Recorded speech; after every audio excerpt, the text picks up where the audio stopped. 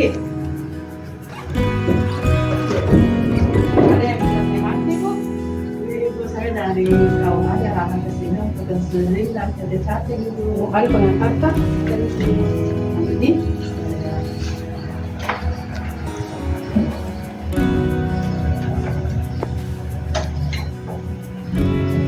Kalau boleh tahu pasangannya di mana Ibu? lagi sibuk Ibu lagi di luar kota. Lagi Saya namanya Siti Budi.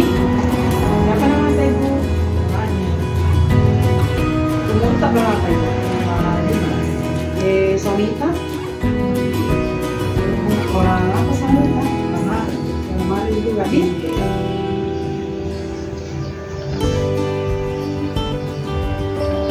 Baik Budi, sekarang sebelum diberikan substansi sedikit waktunya, saya kasih pengarahan nih, yaitu mengenai kesehatan reproduksi dan seksual bagi calon pengantin. Tujuannya untuk mempersiapkan calon pengantin baik secara mental atau psikologis dan juga kesehatan. Jadi persiapan pranikah itu ada beberapa macam, antara lain yang pertama pemeriksaan fisik atau cek status kesehatan sebelum ibu di depan. Tadi kan sudah diukur tinggi badan Pak, tensi juga sudah Bu. Itu tujuannya untuk mengetahui indeks massa tubuh, kemudian ada pemeriksaan tekanan darah dan pemeriksaan laboratorium. Itu tujuannya untuk mengetahui ada tidaknya penyakit yang perlu diwaspadai, baik itu menular atau tidak menular. Bisa juga tidak jenis sini Ibu nih, ya. Yaitu yang kedua yaitu persiapan gizi. Penilaian status gizi pada calon pengantin perempuan dilakukan pengukuran nila atau lingkaran ibu yang sebelah kiri. Kan tadi sudah diukur di depan Bu nih, juga dengan ukuran lebih dari 23,5 cm. Dikatakan status gizi baik jika kurang dari 23,5 dicurigai mengalami kek Ibu di. Selanjutnya Bu, bagi calon pengantin akan diberikan tablet tambah darah atau vitamin jika AB itu kurang dari 11. Selain itu ada juga mengenai suntik imunisasi TT, itu nanti akan disuntik Ibu setelah ini.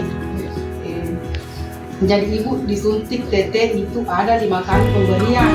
Yang pertama TT1 sebelum menikah, yang kedua TT2 1 bulan dari TT1 Ibu akan kembali disuntik dan kembali disuntik nanti Ibu.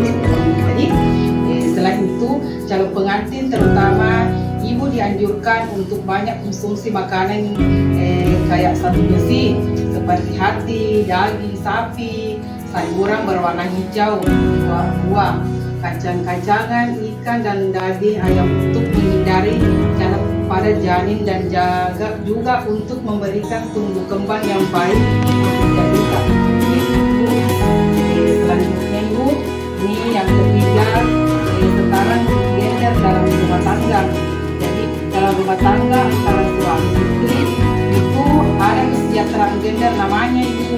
Jadi kedua calon pengantin memiliki kesepakatan dalam komitmen yang sama baik dengan pengambilan keputusan masalah kehamilan, persalinan, masalah anak bisa bicara, akan sama-sama suami dan istri harus saling komunikasi baik dan ada keterbukaan. Kemudian yang keempat itu terbatas dari kekerasan, dan dalam rumah tangga itu harus bebas dari kekerasan. Kekerasan itu ada dua macam-macam, antara lain ada kekerasan fisik, kekerasan fisik seperti memukul, menendang. Yang kedua terus ada kekerasan fisik seperti mengancam, menggertak. Kemudian ada kekerasan seksual dan juga pelataran rumah tangga seperti tidak menafkahi, kemudian eksploitasi seperti memperbudak pasangan. Semua dalam rumah tangga itu macam-macam ada namanya. Kemudian kemudian yang kelima mengenai perencanaan kehamilan. Jadi setiap kehamilan itu harus diinginkan dijaga perkembangan yang baik dan direncanakan dengan baik. Ibu, jadi setiap calon pengantin harus dalam kondisi sehat, kemudian usia yang baik untuk hamil lebih dari 20 tahun. Hamil itu maksudnya harus 20 tahun atas itu. Jadi jika istrinya kurang dari 20 tahun bisa ditunda dulu, karena hamil kurang dari 20 tahun itu resikonya sangat rentan mengalami kesulitan dalam persalinan, kemudian hipertensi dalam kehamilan, keguguran, perdarahan dan resiko panggul sempit, susah untuk melahirkan. Ibu, terus suami istri harus sama-sama tahu tanda-tanda kehamilan. Jadi jangan cuma istri yang tahu dulu, jadi jangan cuma istri yang tahu, suami juga harus tahu tanda-tanda kehamilan seperti ada mual muntah. Jadi kalau misalnya nanti sudah menikah 2 minggu kah, ada tanda-tandanya bilang kayak perasaan tidak enak, mual muntah begitu, ke bidan jangan tinggal di rumah, terus pergi periksa di dokter, jangan tak kasih. Ibu, kemudian keenam, pemilihan kontrasepsi apabila ibu ingin menunda kehamilan. Ada beberapa metode. Pertama, metode jangka pendek seperti pil. Ada juga jangka panjang seperti alat kontrasepsi dan rahim atau IUD.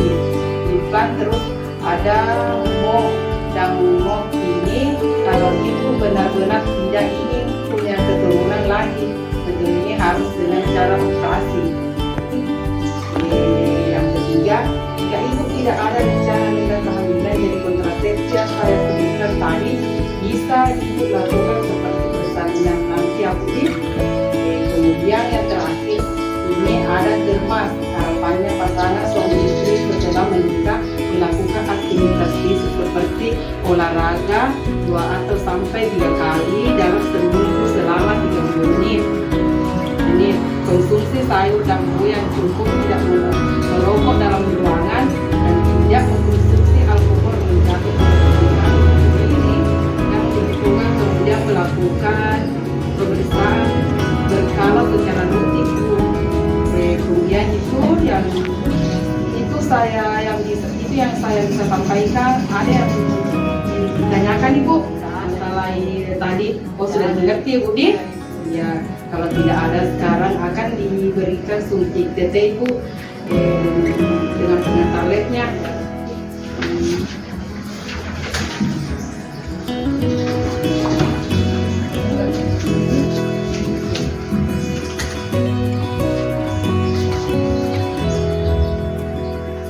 Sampai Ibu Din, terima kasih banyak Din, semoga lancar nanti acaraannya Ibu.